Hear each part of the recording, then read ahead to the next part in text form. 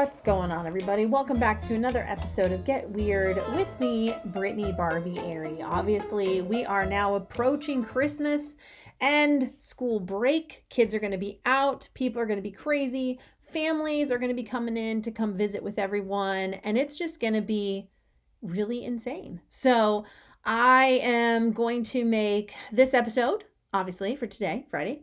And then I plan to do one special one following Christmas. And then we will end and I will return on January 9th, which will be the second Friday of January, just to kind of, get into the new year, get settled in and start off the year with a bang, right? 2026. Let's start it off right. I don't know if anybody is already preparing for their New Year's resolutions. I have like a list. Which one will I stick with? Ooh, I don't know. But on today's episode, there is something that I am truly obsessed with, and that is the idea of giants existing and giants in America. Now, I have studied this. I have investigated this. I have spoken with people when I lived in California. I used to go to Catalina Island all the time with a lot of the history of alleged giants that lived on Catalina. I've had debates with different individuals in this industry that see differently than I do. A lot of people believe, no, giants weren't real. They were somewhere indigenous, what have you. But if you go by indigenous stories, the indigenous talk about fighting against cannibalistic giants, especially out west. So for me, the stories of giants have fascinated me. And again, it goes far back, not even just in what is now the United States. This goes across the globe and around the world. In different countries, far more in different countries than even here. But what I do find interesting is that, again, these accounts and these stories of alleged giants go so far back before we even had a way to communicate to people around the world to share these accounts and stories. We have cases where people have dug up giant remains or giant bones on their property. And all of a sudden it's been confiscated, taken away, and told that it was going into a museum or the Smithsonian, and they will be able to see, the results when it's tested on and so forth. And then when they go to find out where the bones have been taken to, or if they can get any information on what was found and whether or not it was, what type of people, what kind of culture, XYZ, what did they discover? What was the actual official ruling of height? It comes back that they don't know what they're talking about, or there were no bones, or there were no, nothing, almost making these people out to be like they've made up a story and it's not real and this didn't happen to them. And this has happened quite a lot. A lot of television shows have covered the cases. There's been some very amazing work being done by field investigators who have dedicated their life to the study of just giants. And when you start kind of peeling the layers back, you begin to scratch your head and go, there has to be more to this story than we're being told. We're learning now more than ever in the 21st century that a lot of the history that we were taught growing up, for me in the late 80s, early 90s even, is way different than what we were told and taught. Like, it's so different. And obviously now we have access to archives and different things that it would have taken months, if not years, to get our hands on. And now it's all digitized through the World Wide Web. And we're able to, kind of break it down and look into it far more now than ever. It makes it easy for people to be at-home investigators, to an extent. There's still, I love the internet to an extent. It is a great tool to help guide you to good resource tool, if I may, but it doesn't actually provide you with the answers. It doesn't give you everything you need. You have to still be boots on the ground. You still have to go talk to these people if they're willing to talk to you. I remember in my early years, I would have to go to a library. I'd have to go through newspapers. I would have to, do all of these types of techniques or get a hold of somebody through somebody who knew somebody who did a report, and then, hoping to God that they accept my call and that they'll speak to me or meet with me or share their account with me. And this was all before everything was the way it is now through internet. I mean, we're talking pre-MySpace, people, okay? Pre-MySpace. So, it really came down to doing true work and talking to people and collecting information, or, oh, I actually have a newspaper clipping from that time that says XYZ. I don't mind sharing it with you, or going to the locations. And these types of cases and stories have fascinated me my entire life. Another reason why I got into the supernatural, another reason why I got into diving into the unexplained and the weird, is because of cases and stories much like the giants. And obviously there is a story that has stuck out there's tons.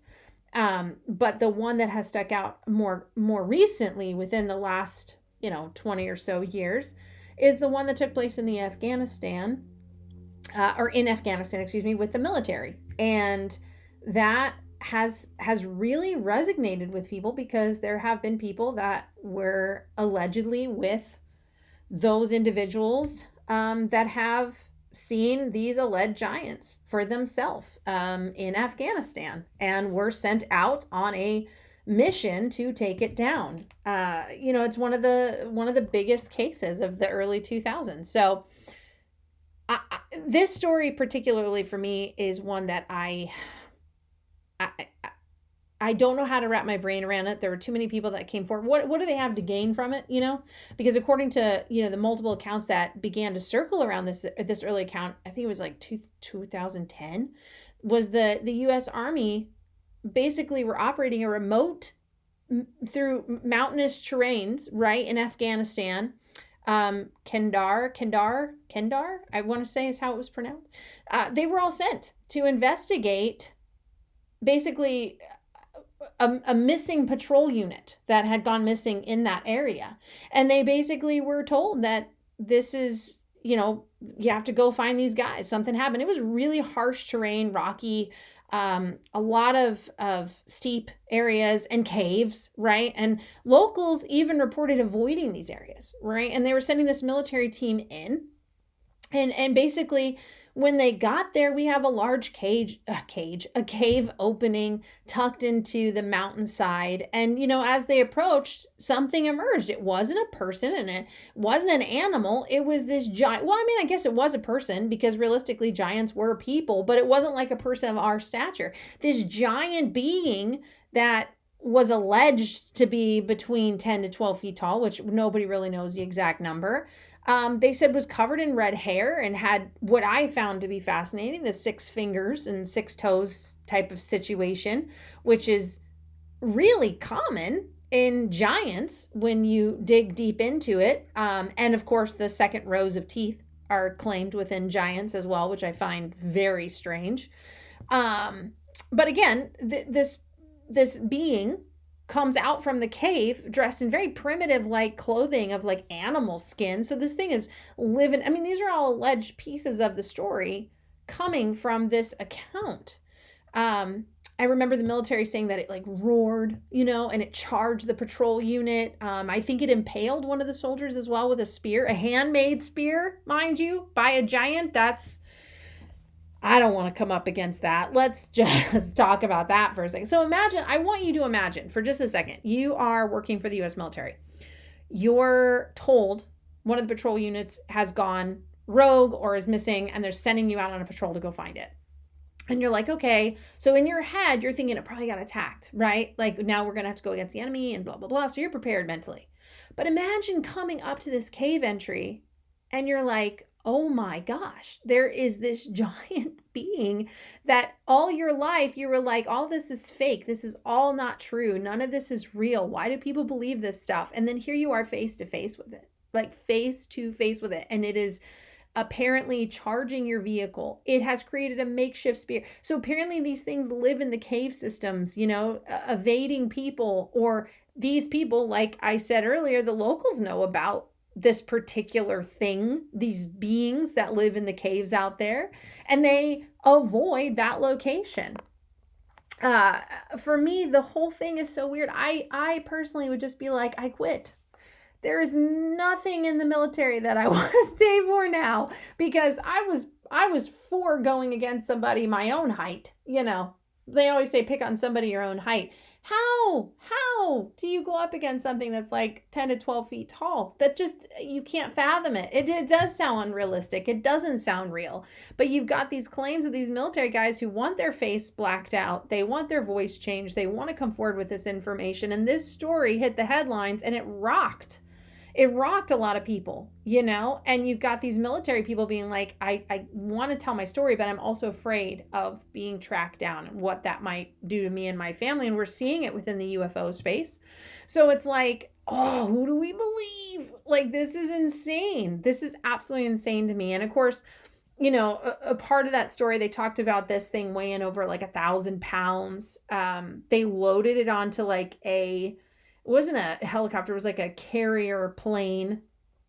Because I remember the pilot, if I'm not mistaken, actually came forward and was talking about how when he had looked back, he had noticed this big figure of grayish, bluish skin, like very, not a lot of sunlight, you know what I'm saying? Which tells me they're cave dwelling, which isn't unheard of, to adapt to the caves, to stay hidden. And, when you look back into history of the giants, why is it always that they live in caves? Well, if they were driven to caves as we evolved and began to adapt in this planet, they had to evolve and adapt into the cave system to survive. If they were an ancient race or being that lived here far before us. I mean, these are things that people don't want to talk about, but that's why we're here. That's why you're listening to Get Weird right now with me, Brittany Barbieri, because I'm here to put it out on the table and we're going to talk about it, because we are going to talk about getting really into these cases that are so bizarre and so weird, and it leaves you scratching your head.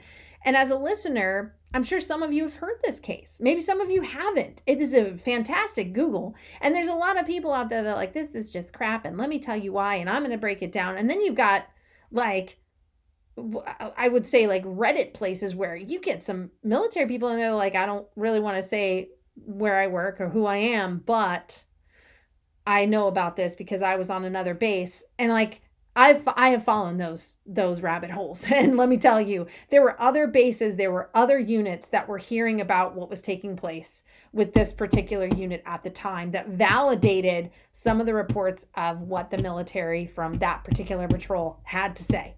And that to me is insane. However, I think people are so hilarious when they're like, well, there's no photographs have ever surfaced, and there's never been any confirmed military records on this. Do you really, let me ask you really quick, do you really think the government is going to come, their job is to protect us mentally, right? They want us to know what they want us to know. And that's where that's at. If you are not a privy to that information, you as a normal, everyday civilian, you're never going to get that information. And I think it is so funny where they're like, well, it's not on the web. I went into the web and I went on the internet and I went on here and I asked this military personnel and they told me no. What makes you think you're going to get that clear, that clearing to get that kind of information? Like, what level do you think you're at? Like, even with a podcast, like, you're not going to be a privy to that. There are going to be military personnel that are going to secretly come and want to share information with you and put their own life at risks. And you have to literally say, do I trust this person? Or does this person just want some screen time for whatever self-gain? Who freaking knows? But you have to ask yourself, why? Why would they want to do that? Why would they want to put their life on the line or risk their family's life or whatever to come forth with such a crazy claim of that I was sent out to take down a giant, but we weren't told that. That's the kicker that I think a lot of people miss, is that these guys were sent on a patrol for a missing unit and they weren't even told what that other unit was doing and what happened until they got there. And then they were like face to face with a giant. So I just crack up when people feel like they are privy to this information and that if they just call up the White House, the president's gonna be like, yes, Patricia in Butte, Montana. Yes, I'm going to tell you right now, aliens are freaking real. We've been lying, and giants are 1,000% real. And what took place in Afghanistan was 100%. That's why we started the war. What? Are you crazy? Like, do you hear yourself? Like, no. Patricia, sit down. No, get back to writing your blog about other things, cookies, Christmas. I don't care. You're not going to get information. I think people get very confused on the tool of the internet. And they also get confused on the fact that they think they have all the answers when in fact they don't. And you're never going to have the answers unless we are allowed to get those answers. So stop digging around for it. That's what makes it so fun and interesting, is that we know that we're not being told everything, and that's okay. And that's okay. We don't need to know everything. That's fine. Like, I don't live in this imaginary world that I think, as an investigator or a field investigator, that if I call these people, they're going to tell me about this. They're going to just be like, oh yeah, we're lying to everybody else, but we'll just tell you. What? I just want that clarified. Like, please, if you're listening, if they don't want you to know, you're not going to know. It's not going to be online. And even the people that come forth, they're going to make them out to look like lunatics, so that the other people are like, see, this person was loony. They had this count of this. If they want to make you go away, or they want to make your story seem crazy, they're going to let that happen. They're going to let you fall on your own sword, so that this story becomes nothing more than fiction. And why people won't let this particular case go is literally because there is a military connection to it. And there was another individual that claimed about another account many years later that talked about they were sent out to do the same thing and came across the same type of situation, right? So that keeps this story going. And then you also have ancient legends of these types of beings in the Middle East, including Nephilim-like beings. And if you go down the Nephilim line, I mean, man, we could be here all day talking about fallen angels, the Nephilim, historical things, people talking about them being angels, and when the flood came, like, it took them out. Like, I mean, we could be going on and on and on. That is what keeps literally these cases of giants so alive, is the debate, is the conversations. It's the people that come forward and say, no, but like, you don't understand. I was a part of that military recon mission and I saw them. Like, people will either believe it or they don't. And then you have, on top of that, you have so many unmapped cave systems all over the world. But in Afghanistan, there's like a ton. Like, it's large enough to hide entire communities of people that are completely unmapped. And I love when people are like, no, they're mapped. No, they're not. You have to literally go in and physically map them. And some of them you just can't. So we have no idea. And I think people are crazy to think, well, if we can't do it, then nothing else can. You haven't been forced over thousands of years to adapt or evolve into a certain aspect of living to survive for your race.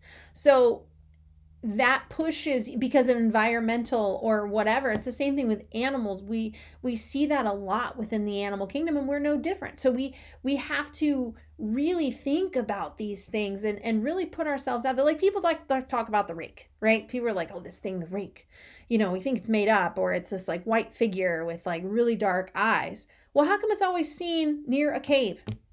Is it possible that these are cave dwelling things that come out at night when it is dark and it is not potent, not harsh, not irritating to their eyes or to their skin, because they are cave dwelling creatures? I mean, I'm not saying the rakes are real, but I'm just saying I don't know. Nobody really knows enough about the rakes to know enough about these creatures, right? To say whether or not yay or nay.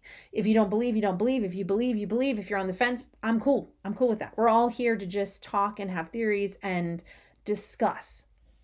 But when we're talking about something like giants, there's too much historical records for something not to have existed that was so tall. And I think it's so funny to me that people will poo-poo it away and be like, no, absolutely not. Absolutely not. Well, we have stories on islands of giants that people would go and visit and sit with. You know, Leif Erikson, I get that people assume that Vikings were like 7 feet tall, and they weren't always 7 feet tall. Leif Erikson even wasn't that tall. And in his own journals, he had wrote about when he came to the Americas of the things that he had come in contact with, one being what people are interpreting as a Sasquatch. Could be a Sasquatch. It could be giants. It could have been a race of just taller indigenous people, right? We will never know, but his description is really interesting. And if he was intimidated by it, there's reason to think that it was something very uncommon for him.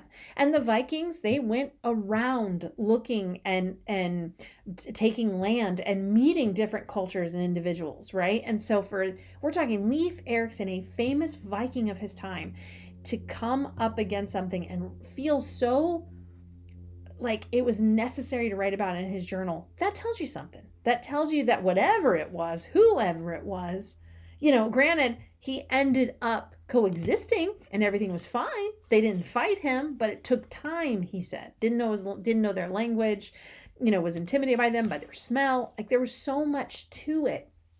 And this is just so crazy to me. And I will do an episode on Kincaid with the case of the Grand Canyon. That is another case that has had me scratching my head.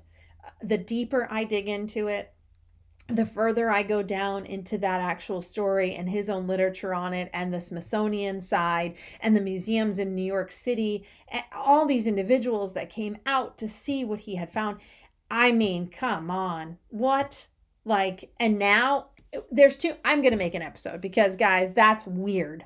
You talk about weird with Get Weird with me. We're going to get really weird on that one. And you will be like, wait, what? Maybe that. I had a couple of ideas for my opening into January, but I think to kick off the year, we're going to do a Kincaid episode. And I'm going to give you facts and stats, information, and at the end of it, I'm going to let you decide. Maybe go on your own your rabbit hole trail of excitement and weird. But I think that would be a fun one because there's a lot there that I dug up that even left me going, yeah, well, we've been lied to. That's a fact. So Egyptians were here. I don't know why people think that's not possible. Crazy to think that that's not possible. It's definitely possible the more you learn about history. So, you have the skeptical side when it comes to Sasquatch. I love Bigfoot. Can you tell? About giants. I mean, they kind of fall hand in hand. They're the giants of America. But I think for the skeptical people out there, they just want to have, there's no verified documentation. Again, I want to counter that by saying you're not going to get verified documentation because they do not want the public to know. And for you to assume that you, the everyday Joe, is going to be a privy of that type of information is crazy to me. Like you're just not. And working in this industry and in this field as long as I have just seen so many people get so mad and be like, I asked and they said no. What clearance do you have to get that information? There are people right now in the Pentagon that are asking questions, and even in the White House and in other high levels of our government asking about UFOs, and they have been told to their face, it is not for you to know, period. And they walk out. Like, you don't need to know. You're on a not need to know basis, and you're on the not need to know list. Like, they walk out. Like, so if you think as like an independent journalist or an independent reporter, you're going to get the answers, you're just not. You're just going to be a lucky guy if you get somebody wanting to come forward to you from the military, willing to risk and be anonymous and give you a tip. That's all. Like, so I get why you're skeptical. I get it. And I get where they go, oh, well, it's just folklore. It's just fairy tale. Do me a favor. Look up who invented folklore and why that name came to be. Because the moment you learn that, you look at the terminology of folklore a lot differently. I do. Ever since I learned that, I actually don't like the word folklore because I think it's kind of demeaning. And it's literally, I urge people to understand that there is unknown information out there that we are just not a privy to. Sometimes it gets leaked, sometimes it doesn't. And it's quickly like, you didn't see what you think you saw. You didn't hear what you think you heard. And I want that to be relevant. We see it with all cases of supernatural and paranormal and things like that. It happens a lot. And why this story is so perfect for me is because of the military secrecy of it, the ancient legends that bleed through history about giants all over the freaking world, missing patrol units that are fabricated in some cases, according to some of these alleged claims by these military personnel that come forward when they have these weird accounts with this type of stuff. They say they're, told to say these things. Who knows? Who really knows? It's all alleged. It's all out there.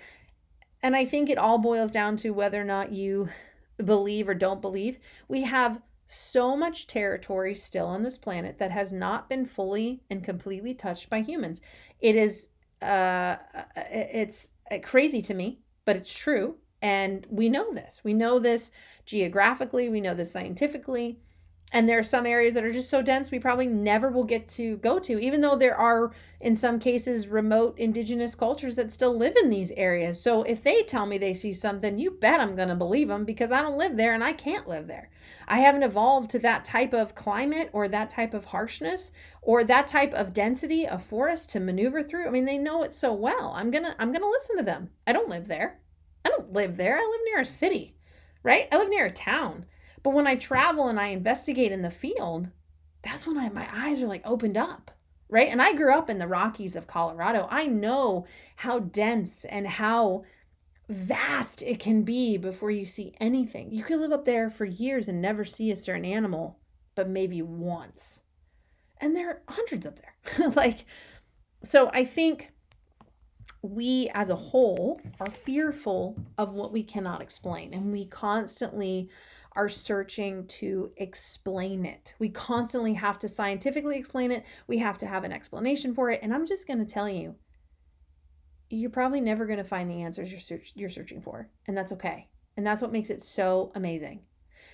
It's okay to have a thirst for it. It's okay to want to find the answers. But we can't fabricate or make up answers and say, yep, that's what it is. That's not what it is. And that's just a theory. That's why we have theories. And people will chase after an explanation their entire life, and they may never get the answers to it. And that's okay. They will chase after these things their entire life, hoping to have the end all be all answer. Even Albert Einstein himself searched his whole life through all of his work because he was quoted as saying, I want to understand the mind of God. Now, before his passing, he was asked, and he believed he did. He believed he finally figured it out, but we'll never know. But that was the purpose and the drive for him, was he was never going to be satisfied. That was the next level, the next level, the next level. And I think that we all strive for that. And that's what is so exciting about investigating and field investigations. But we can be analytical, we can be practical, we can be level-headed through it. And I think that's important to do that.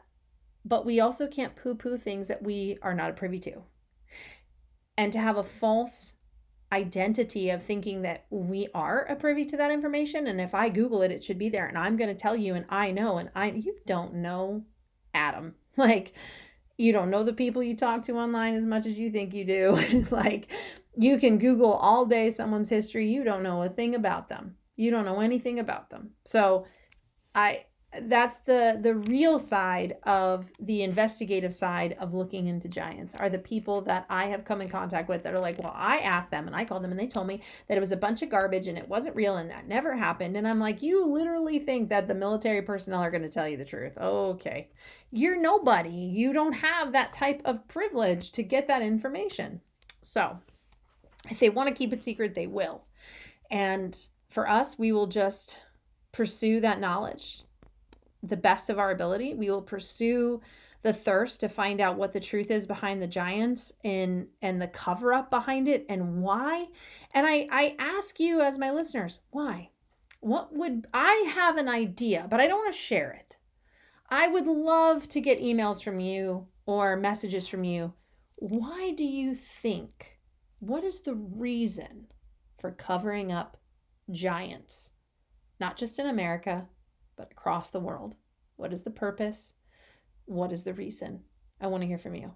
Thank you guys for listening to another episode of Get Weird. I know I rambled a lot on this one. I know I shared a little bit, but this was more of just me doing real talk with you because I've been thinking a lot about it this week. And I really want to hear why you think giants is another huge cover-up here. Let's just say in America. I want to hear from you. Send in your messages or catch up with me online on my social page, but I want to hear it. I have my theories, but I'm here to hear yours. So have an awesome Friday wherever you are. Thank you for listening. And until next time, until the following Friday, which you won't hear me until after Christmas. So to you and to your family, have an exciting and very, Merry Christmas.